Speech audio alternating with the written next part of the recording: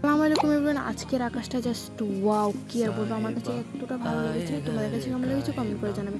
আর আমি আজকে অনেকগুলো কাজ করেছি। আরে দাঁড়া দাঁড়া, অনেকগুলো কাজ থুড়ি না, একটাই করেছি। মানে আজকে গাছের আগাছা পরিষ্কার করলাম আর গোলাপ গাছের ডাল ছাঁটাই করেছিলাম।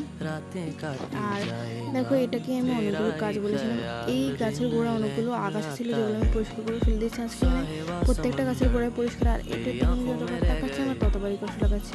আমি এখানে মানে থানকুনি বলতে আমাদের অঞ্চলে এখানে আদামনি বলা হতো। বইয়ের বাসায় থানকুনি আর তোমাদের অঞ্চলে বলে কমেন্ট করে জানাবে।